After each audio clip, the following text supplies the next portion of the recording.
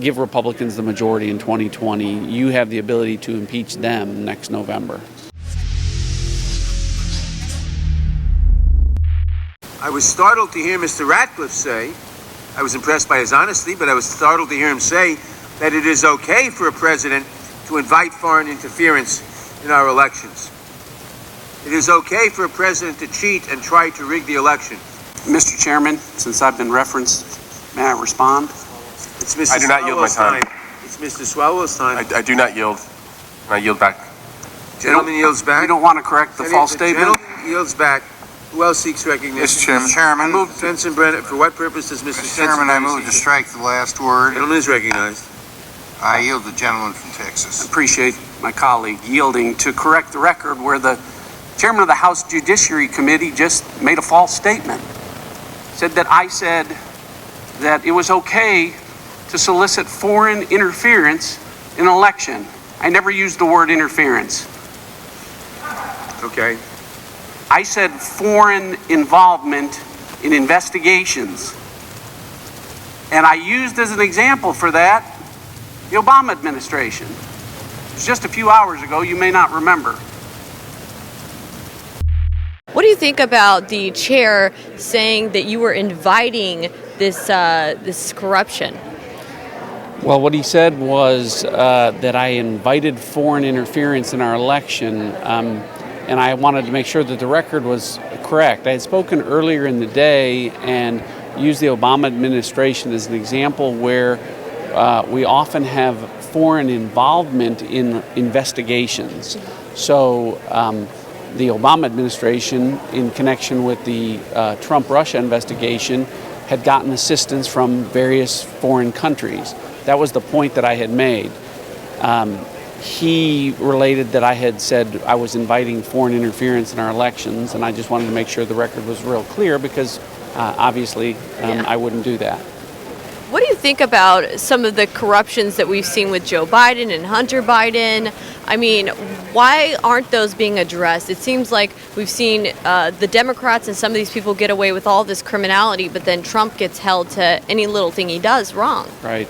I mean, the point is, and I made that with respect to the Hunter Biden, Joe Biden situation, is on its face there's what's called under the law, a prima facie case of corruption. You have evidence of someone that doesn't have experience in Ukraine or energy getting paid a ton of money.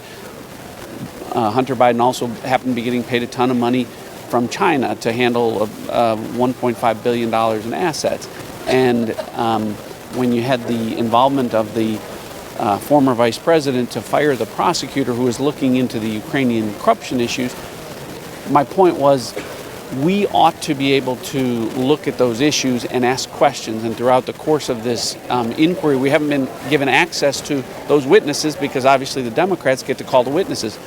They haven't allowed us to call Hunter Biden. They haven't allowed us to call, on the other hand, the whistleblower, people like that, Adam Schiff, to talk about, different aspects of this. So it really is frustrating that we're going through a process where the things that they're accusing the president of doing wrong, they're not allowing us to develop the record to show that nothing was done wrong. And they're just making accusations and filling in the blank with what they say they think the president meant or said, or not allowing us to make inquiries into witnesses who have made false statements under oath, like the whistleblower, Chairman Schiff, who's made a misstatement about we'd like to speak directly with the whistleblower when the record reveals that he had. So we ought to be given the opportunity to get what's called discovery into those issues, and Republicans have just been denied that throughout this process.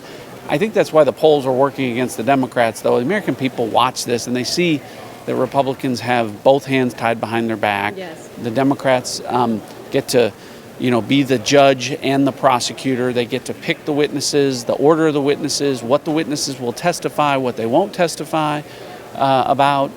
They get to make the rules, they get to change the rules, they get to break the rules. And so they watch Republicans trying to get to the truth and defend the president against what he's been accused of and not being allowed. And I think that's why independents and folks in the middle that aren't necessarily partisan or political see this and say, this isn't right, it's not fair.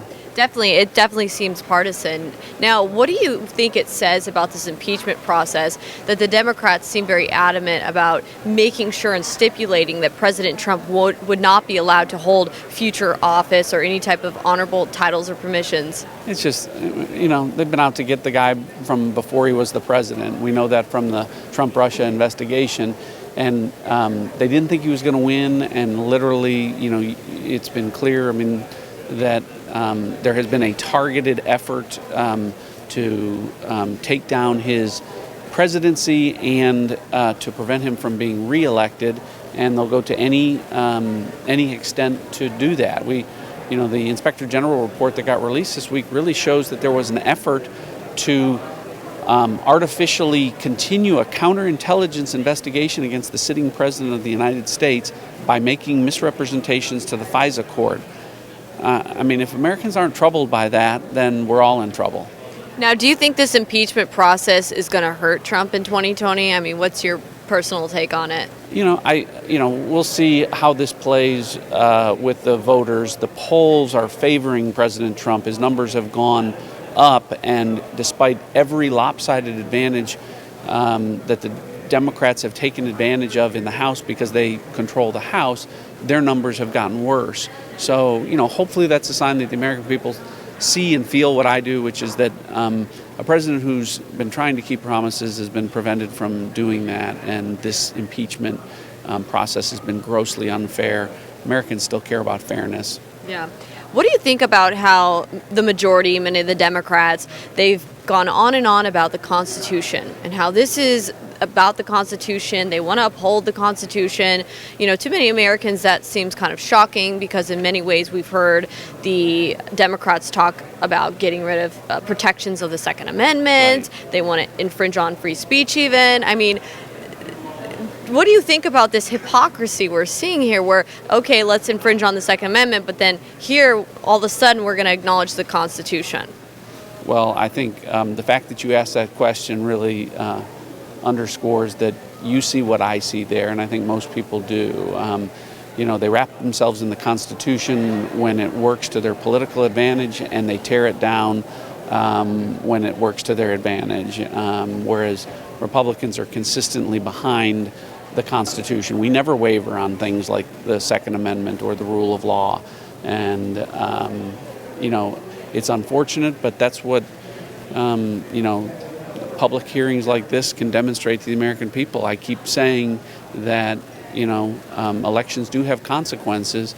And if the American people don't like what they're seeing here and the dysfunction here and the ability of the House Republicans to stop progress from being made, stop things like the USMCA from getting passed, stop a wall from being built, all of those things because they don't want the president to succeed, then give Republicans the majority in 2020. You have the ability to impeach them next November.